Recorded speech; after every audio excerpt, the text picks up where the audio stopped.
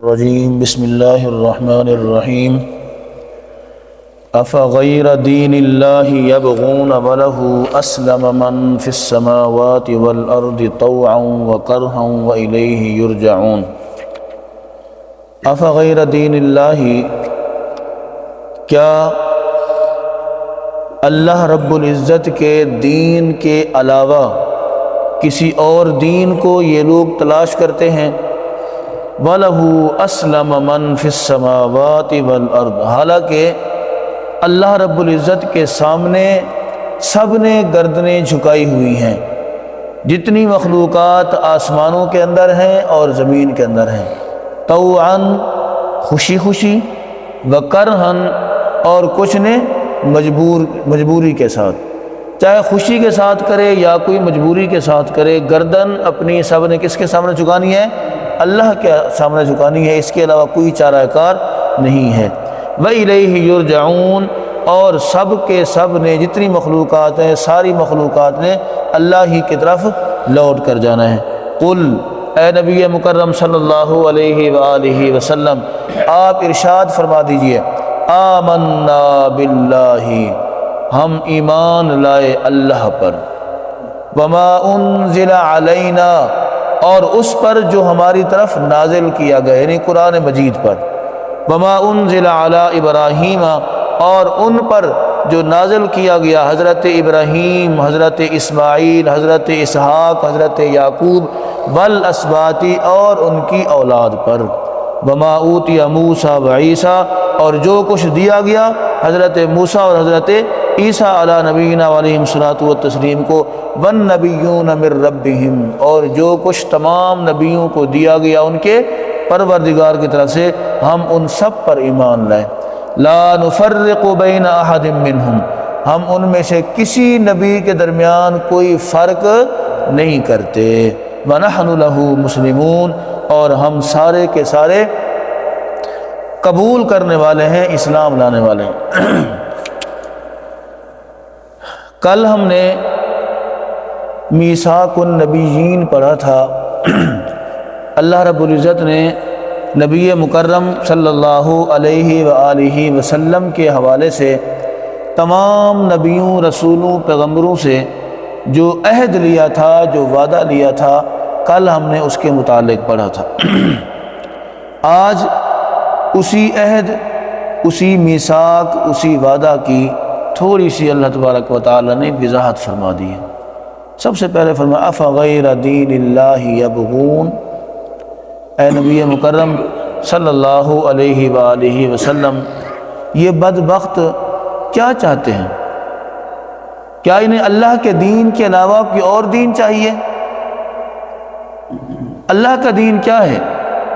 جو حضرت آدم کے پاس تھا، نوح علیہ السلام کے پاس تھا، زکریا، یحییٰ، داؤد، حضرت عیسیٰ، حضرت موسیٰ، حضرت ہارون، حضرت ابراہیم، ان انبیاء کے پاس جو دین تھا وہ کیا تھا؟ لا الہ الا اللہ، مشترک کلمہ سارے نبیوں کے درمیان،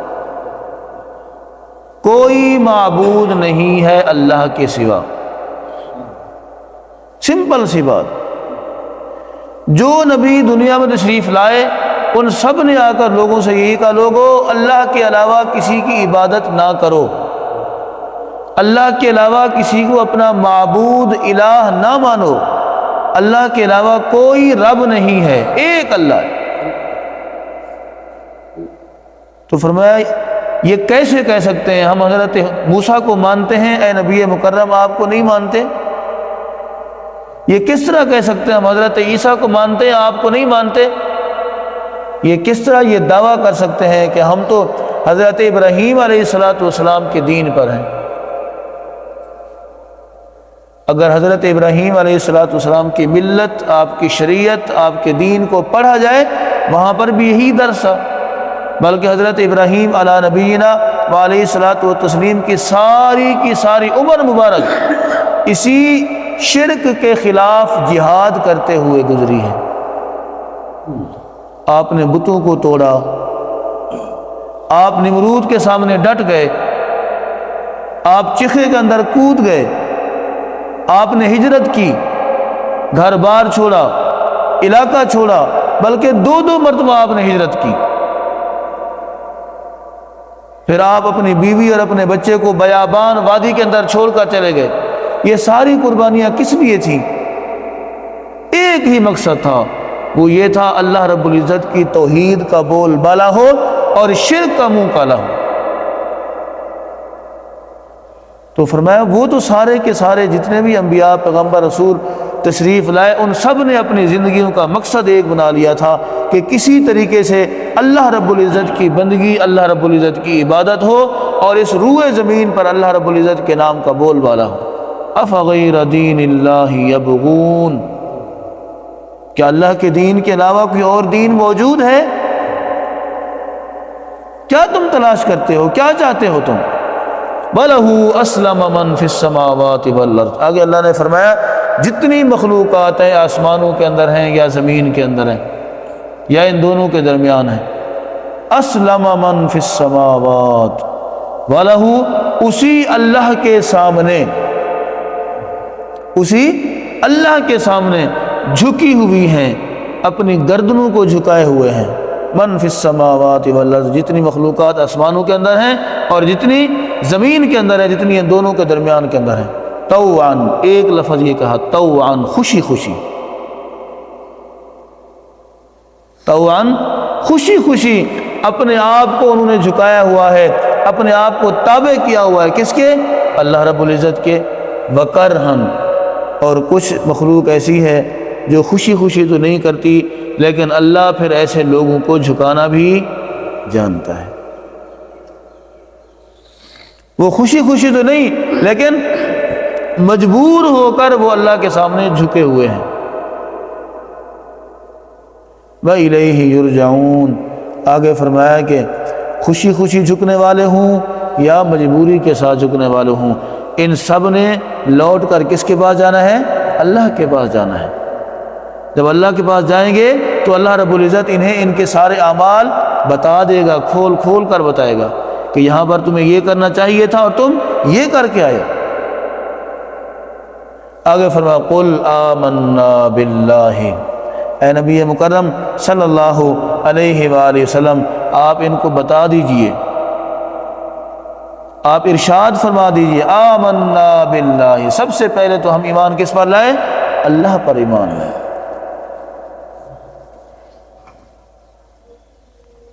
اور اس کے بعد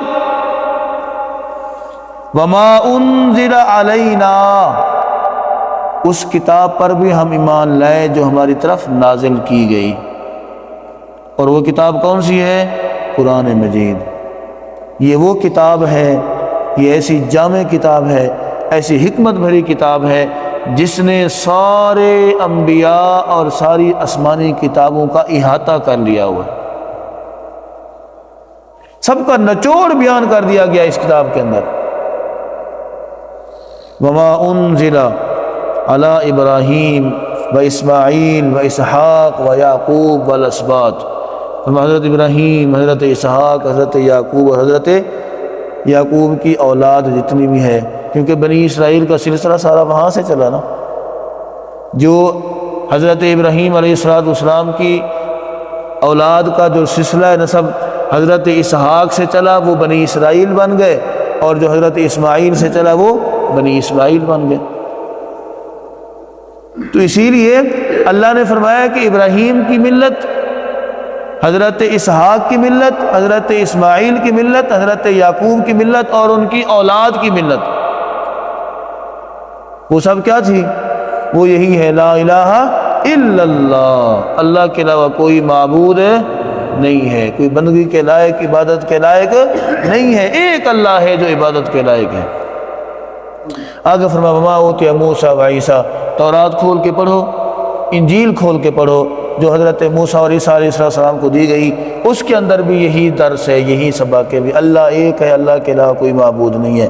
اور اس کے بعد رسالت سارے نبیوں کی بیان کی گئی، لیکن ہر نبی کو اللہ نے ساتھ یہ کہا کہ میرا محبوب تشریف لانے والا ہے،